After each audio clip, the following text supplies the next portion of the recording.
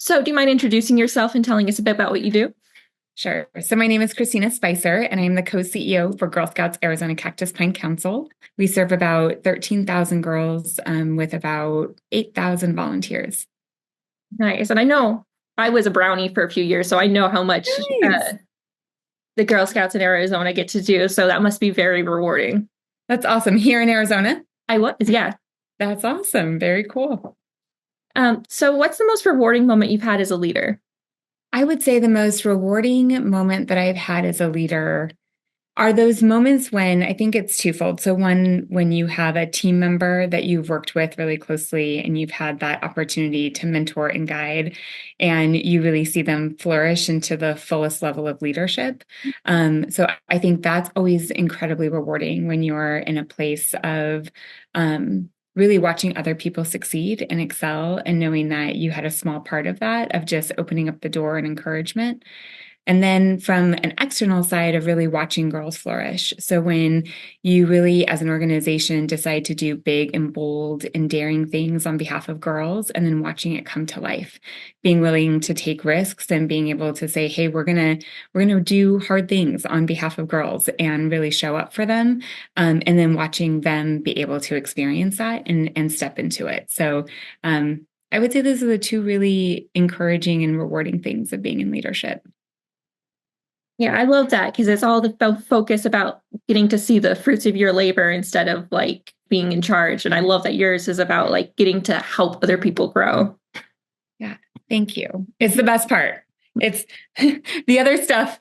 I mean, be careful what you ask for. So, what inspired you to go into this path?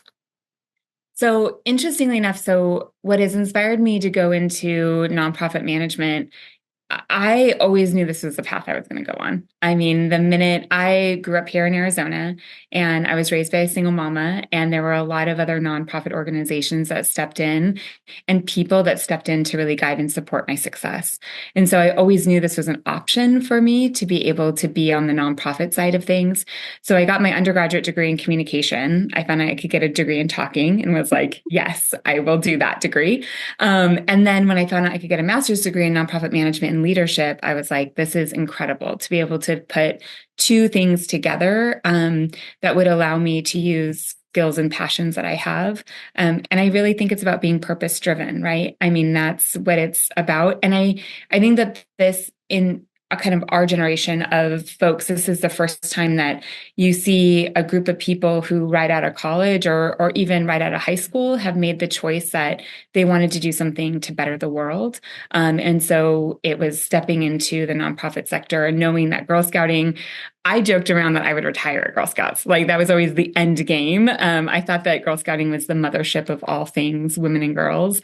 So when I had the opportunity to come to Girl Scouting 10 years ago, it was a true blessing and a true gift. That's so amazing. So, did you get your degrees in Arizona too? I did. Yeah. So I went to ASU. I'm a first college going graduate. And I joke around that my mom and grandma were always like, yeah, just go to college, just go to college. So the first day of school of like move-in day at ASU, it was the first time I ever stepped on the campus was move-in day. And then everybody had their parents with them. And I was like, should I have brought my mom? Like, I didn't know it was a bring your parent to school day on move-in day. So it was a very different experience for me, but I can tell you right now that education is the one thing that nobody can ever take away from you. And so the ability to take the risk to be the first in the family to go to college, I think has changed the trajectory of generations of my family. And so, yeah, it was pretty empowering to be able to go both degrees at ASU, and I'm a huge Sun Devil. So Yeah, I went to ASU too. So, I was hoping you weren't going to say U of A. But right, I mean the school down south. Although we love all things Arizona, I will say, you know, it's okay to have a favorite. right.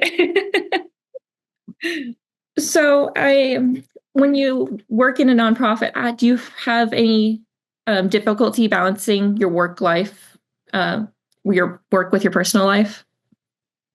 Yeah, this idea of balance of personal and professional, I think is always a really fine nuance, especially when you're in a career that is so purpose driven, that's aligned to your personal love and connection. So I've gotten to a point where I've had to learn how to incorporate both the personal and professional together and really understand that that's a great way of sustaining passion, right? When you are in a place where you enjoy the people that you work with and you get to know them really well, and that those friendships will evolve into other things. I believe that you have to make choices. Life is about choices every day, right? And so you have to balance that out. So there are times where, I have to make the decision that it's more important to go to my daughter's soccer game than go to a Girl Scout event, right? Because she comes first. And one of the biggest pieces that I've always said is that I never want my daughter, who is currently a cadet in Girl Scouting, to ever see me presenting to a group of Girl Scouts and talking about, commitment and family and all this other stuff, and her kind of roll her eyes and be like, ugh, great that you're here for these other girls, but not here for me. And so it's really, I've kept my priorities straight in regards to that family is first. And anytime that I can blend my profession and also my personal experience, I love doing, because it's important for our kids to see that effort and that work effort in regards to doing something you love every day. Remind me, what like grade level does cadet fall into? Yeah, so that is 6th, 7th, 8th. Okay. I was like, I remember it's like Daisy, Brownie, and then I completely couldn't remember anything past that. Yeah. So it goes Daisy, Brownies, Juniors, Cadets, Senior, and Ambassadors. Okay. So if people want to follow the Girl Scouts of Arizona, where should they go? So they can go to girlscoutsaz.org.